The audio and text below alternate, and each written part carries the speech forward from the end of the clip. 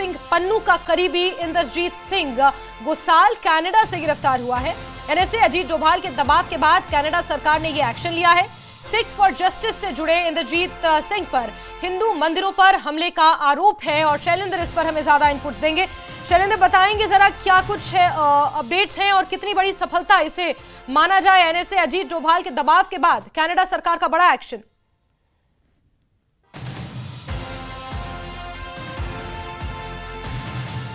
तो बड़ी खबर आपको बता रहे हैं, जहां कनाडा सरकार ने ये बड़ा एक्शन लिया एनएसए अजीत डोभाल के प्रेशर के बाद, जहां गुरपंत सिंह पन्नू का करीबी इंद्रजीत सिंह गोसाल कनाडा से गिरफ्तार हुआ है। इसके ऊपर कई हिंदू मंदिरों को निशाना बनाने का आरोप है, कई हिंदू मंदिरों पर गोलीबारी करने का आरोप है। इससे पहले आपको याद होगा कि अमेरिका में ही एक हिंदू मंदिर में गोलियां बरसाई गई थी और ये वो इंद्रजीत सिंह है जिसे गिरफ्तार किया गया है। और गोसाल कनाडा से गिरफ्तार हुआ है। खालिस्तानी आतंकी गुरपंत सिंह पन्नू का करीबी माना जाता है। और शैलेंद्र वांगू हमारे सहयोगी लगातार हमारे साथ बने हुए हैं। शैलेंद्र, जरा बताएंगे अपडेट्स और कितनी बड़ी सफलता इसे माना जाए।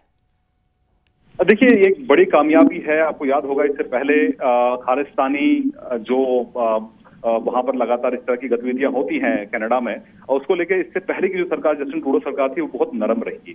लेकिन जब से वहां पर नई सरकार आई है तब से लगातार जो संबंध है वो बेहतर होते चले गए। और रिसेंटली भारत और कनाडा के बीच में जो एनएसए लेवल पे बातचीत हुई थी उसमें माना जा रहा है कि एनएसए अजीत डोभाल की तरफ से साफ संदेश दे दिया गया था कि खालिस्तानी एक्टिविस्ट जो कनाडा की धरती पर मौजूद है उनके खिलाफ कार्रवाई होनी चाहिए।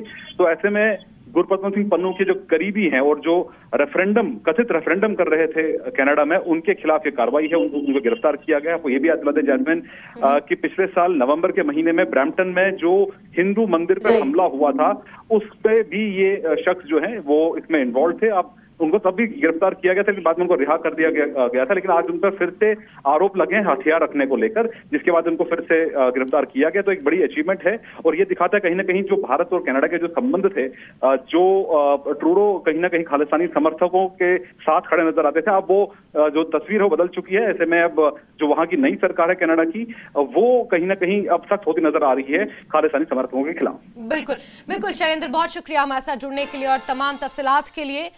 और ये एक बड़ी सफलता है जिस तरह से खालिस्तानी आतंकवादी गुरपंत सिंह पन्नू का करीबी इंद्रजीत सिंह गोसाल कनाडा में गिरफ्तार हुआ है। एनएसए अजीत डोभाल के दबाव के बाद कनाडा सरकार ने ये बड़ा एक्शन लिया है और कहीं ना कहीं इसे एक बड़ी सफलता के तौर पर भी देखा जा रहा है।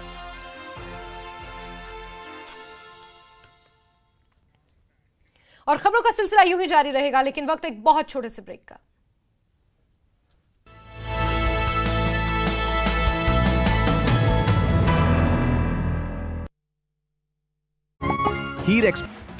आज से शारदीय नवरात्रि की शुरुआत। माता के शक्तिपीठ और मंदिरों में उमड़ी भक्तों की भीड़। आज नवरात्रि के पहले दिन मां शैलपुत्री की हो रही पूजा। लव कुश रामलीला में मंदोदरी बन सकती हैं। पूनम पांडे ने न्यूज 18 इंडिया से कहा, रोल मिलने से मैं बहुत खुश हूं, पूरी नवरात्रि करूंगी उपवास। फिलिस्तीन की मान्यता पर बटे G7 देश। कनाडा और यूके ने दी औपचारिक मान्यता। अमेरिका, इटली, जापान, जर्मनी मान्यता देने के पक्ष में नहीं। फिलिस्तीन को मान्यता देने वाले देशों पर भड़के नेतन्याहू, कहा फिलिस्तीन स्टेट को मान्यता देना मतलब हमास को इनाम देना। रूस के ड्रोन हमले के बाद यूक्रेन के सुमी में लगी भयानक आग। रेस्क्यू टीम ने कड़ी मशक्कत के बाद आग पर काबू पाया। फिलीपींस में तेज हुआ भ्रष्टाचार विरोधी आंदोलन। पुलिस ने मनाली में राष्ट्रपति भवन के पास 17 प्रदर्शनकारियों को गिरफ्तार किया।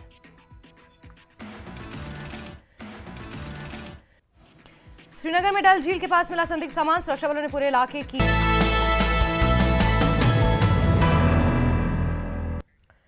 चलिए आगे बढ़ते हैं ब्रेक के बाद। और कठुआ में एंटी टेरर ऑपरेशन लॉन्च किया गया है। मल्हार इलाके में तलाशी अभियान चलाया जा रहा है, जहां 2 संदिग्ध देखे गए थे, जिसके बाद सुरक्षा बलों ने पूरे इलाके को अपने मुहासरे में ले लिया है और बड़े पैमाने पर एंटी टेरर ऑपरेशन कठुआ में चलाया जा रहा है। इस वक्त की अहम खबर आपको बता रहे हैं, सुबह से ही ये एंटी टेरर ऑपरेशन चलाया जा रहा है और अभी भी ये एंटी टेरर ऑपरेशन जारी है। 2 संदिग्धों को देखे जाने के बाद यहां पर सुरक्षा बलों ने मोर्चा संभाला। बड़े पैमाने पर यहां पर ये एंटी टेरर ऑपरेशन चलाया जा रहा है। सान्याल का इलाका, हीरानगर, कठुआ का, ये वो तमाम इलाके हैं जहां पर इससे पहले भी आतंकवादियों की घुसपैठ और उनकी आमद देखी गई है। और इस बीच संदिग्ध देखे जाने के बाद सुरक्षा बलों ने पूरे इलाके को अपने मुहासरे में ले लिया है और बड़े पैमाने पर एंटी टेरर ऑपरेशन इस पूरे इलाके में जारी है।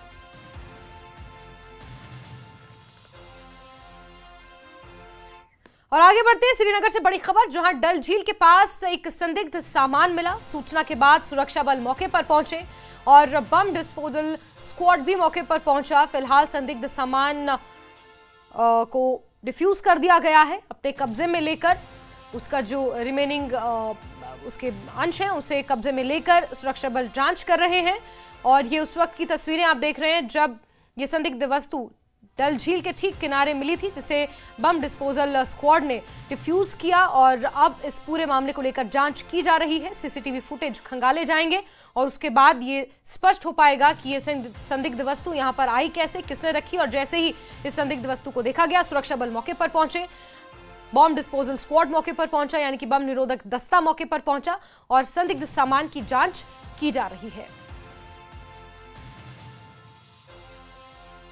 हम इस वक्त नेहरू पार्क में पासपोर्ट ऑफिस के पास ही मौजूद है और जहां पर आप देख सकते हैं कि जो सस्पिशियस ऑब्जेक्ट यहां पे जो है बरामद किया गया था और उसको फिर जो है एहतियातन ब्लास्ट किया गया और उसके बाद जो लाइफ है नॉर्मल पे आ गई है और मामूल की जिंदगी जो है वापस पटरी पर लौट आई है। और आप देख सकते हैं कि जो यहाँ पे ट्रैफिक जिसको सस्पेंड किया गया था, ट्रैफिक मूवमेंट को भी रेस्टोर किया गया है। लेकिन आप देख सकते हैं कि कितना सेंसिटिव एरिया है और अगर यहाँ पर वाकई तौर पे कोई जो विस्फोटक शायद होती तो किस तरह से नुकसानात होते। बहरहाल ये इन्वेस्टिगेशन का मामला है और इन्वेस्टिगेशन के बाद ही पता चलेगा, पिक्चर क्लियर हो जाएगी कि जो यहाँ पे सस्पिशियस ऑब्जेक्ट बरामद किया गया था क्या वाकई तौर पर वो विस्फोटक था या कुछ और चीज थी। और एहतियातन जिस तरह से हमने कहा कि उसको यही से जो है ब्लास्ट किया गया और उसको नाकारा बना दिया गया, लेकिन इसके बाद जो फॉरेंसिक एक्सपर्ट्स है वो यहाँ पर पहुंच गए हैं और साथ ही साथ बम डिस्पोजल स्क्वाड ने जिस तरह से कार्रवाई की तो उसे यकीनी तौर पर हम कह सकते हैं कि एक मुमकिन जो खतरा है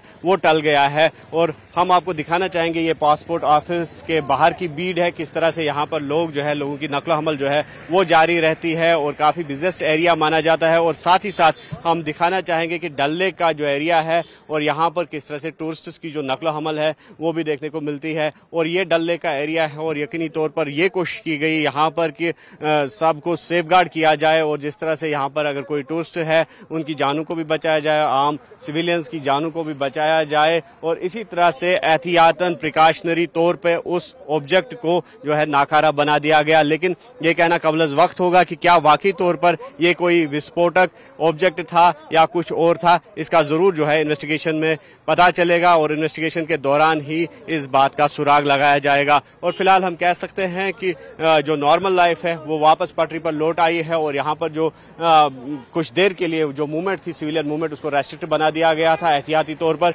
और वो मूवमेंट जो है उसको भी बहाल कर दिया गया है और साथ ही साथ ट्रांसपोर्ट मूवमेंट को भी बहाल कर दिया गया है। अयूब खान के साथ न्यूज़ 18 के लिए श्रीनगर नेहरू पार्क से मुदस्सर कादरी। और विस्थापित कश्मीरियों को लेकर कल सुप्रीम कोर्ट में सुनवाई होनी है। पनून कश्मीर संगठन की याचिका पर सुनवाई होगी। नौकरी में एज रिलैक्सेशन की मांग पर सुप्रीम कोर्ट में सुनवाई होनी है। केंद्र की नौकरियों में आयु में छूट की मांग की जा रही है इस याचिका के जरिए। ग्रुप सी और ग्रुप डी की नौकरियों में आयु की छूट की मांग की जा रही है और विस्थापित कश्मीरियों को लेकर सुप्रीम कोर्ट में कल अहम सुनवाई होनी है।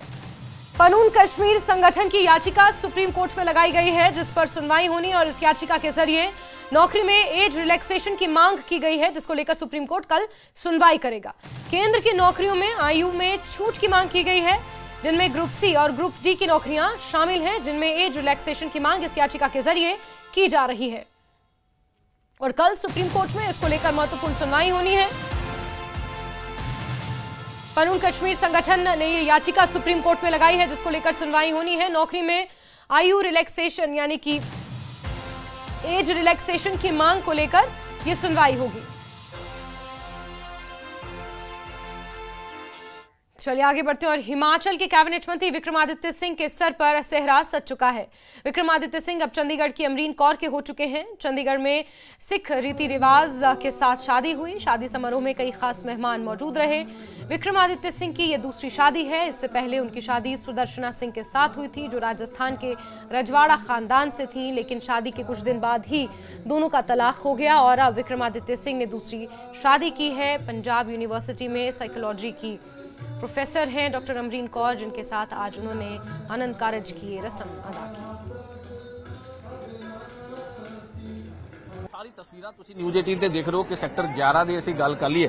ਸੈਕਟਰ 11 ਔਰ ਇਹ ਤਸਵੀਰਾਂ ਇੱਕ ਵਾਰੀ ਦੁਬਾਰਾ ਤੋਂ ਵਿਕਰਮ ਦੀ ਤੇ ਉਹਨਾਂ ਦੀ ਧਰਮ ਪਤਨੀ ਅਮਰੀਨ ਕੌਰ ਦੀ ਤਸਵੀਰਾਂ ਨੇ ਆਪਣੇ ਪਰਿਵਾਰਿਕ ਮੈਂਬਰਾਂ ਦੇ ਨਾਲ ਜਿਹੜਾ ਉਹ ਮਿਲਦੇ ਨਜ਼ਰ ਆ ਰਹੇ ਨੇ ਔਰ ਇਹ ਤਸਵੀਰਾਂ ਨੇ ਵਿਕਰਮਾदित्य ਤੇ ਅਮਰੀਨ ਕੌਰ ਦੀ, ਜਿੱਥੇ ਆਪਣੇ ਪਰਿਵਾਰ ਦੇ ਨਾਲ ਆਂਦੇ ਹੋਏ ਆਪਣੇ ਪਰਿਵਾਰਿਕ ਮੈਂਬਰਾਂ ਦੇ ਨਾਲ ਜਿਹੜਾ ਉਹ ਜ਼ਰੂਰ ਗੱਲ ਕਰਦੇ ਨਜ਼ਰ ਆ ਰਹੇ ਨੇ।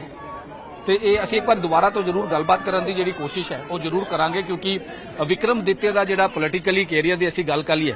सर बहुत बहुत मुबारक Vikram ji. Thank you very much. किस तरह से देखते हैं, आज तो पॉलिटिकली बात नहीं करेंगे, आज आपकी लाइफ के बारे में।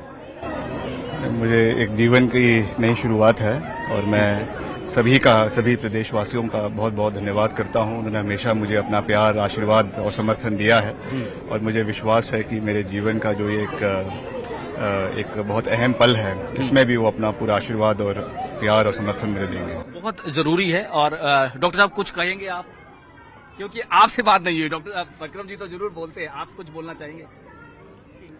Thank you.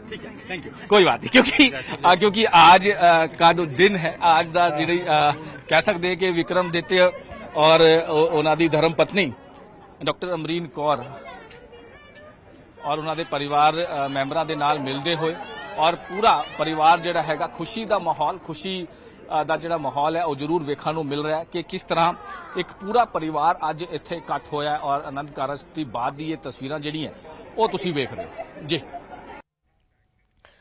तो वहीं कंगना रणौत ने विक्रमादित्य सिंह को बधाई दी है। हिमाचल के राजकुमार को शादी की बधाई। मेरी उनसे कोई दुश्मनी नहीं है, ये सिर्फ राजनीतिक विचारधारा की लड़ाई है, ये कंगना रणौत का कहना है। साथ ही वो कहती हैं कि उनके स्वर्गीय पिता मेरा बहुत सम्मान करते थे, मैं भी उनका बहुत सम्मान करती हूं, ये कंगना रणौत ने कहा है। आपको बता दें कि लोकसभा चुनाव 2025 में दोनों प्रतिद्वंदी रहे, लेकिन कंगना रणौत ने बाजी मारी और कुछ वोटों से कंगना रणौत जीती और मंडी की सांसद बनी। और ऐसे में विक्रमादित्य सिंह को उन्होंने शादी की बधाई दी है। उन्होंने कहा हिमाचल के राजकुमार को शादी की बधाई।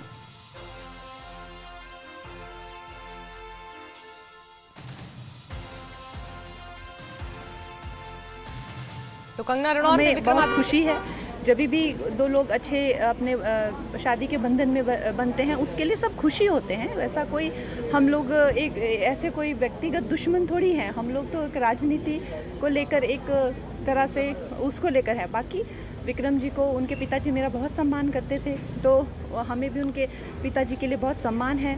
उनके बेटे होने के नाते, हमारे हिमाचल के राजकुमार होने के नाते हम उन्हें बहुत ही ज़्यादा शुभकामनाएं देते हैं और आने वाला जीवन उनके लिए बहुत ही कल्याणकारी रहे। वहीं जीएसटी सुधारों के कार्यान्वयन पर बीजेपी सांसद कंगना रणौत ने कहा कि ये हमारे विकसित भारत के सपने की दिशा में एक बेहद महत्वपूर्ण कदम है। 10 से 20 साल बाद जब हम पीछे मुड़कर देखेंगे और विकसित भारत की कहानी देखेंगे तो हमें इसे एक ऐतिहासिक निर्णय के रूप में देखेंगे। आम लोगों की सुविधा के लिए ये अगली पीढ़ी के जीएसटी सुधार लाए गए हैं। हम पदयात्रा निकाल रहे हैं और लोगों में स्वदेशी बनने के प्रति जागरूकता ला रहे हैं। हम इसे पूरे भारत में बचत उत्सव के रूप में मनाएंगे। बाहरी ताकतें हमें किसी न किसी तरह से नुकसान पहुंचाने की कोशिश कर रही हैं। देखिए, ये जो हमारा विकसित भारत का सपना है, उसमें हर एक ये बहुत बड़ा महत्वपूर्ण स्टेप है। आज से 10 सालों बाद, 20 सालों बाद जब हम पीछे देखेंगे और विकसित भारत की स्टोरी देखेंगे, तो ये जो है कि लैंडमार्क डिसीजंस ये होंगे। तो लोगों के लिए, लोगों की सुविधा के लिए, जनसाधारण की सुविधा के लिए ये नेक्स्ट जेन रिफॉर्म्स ही हुए हैं जीएसटी में।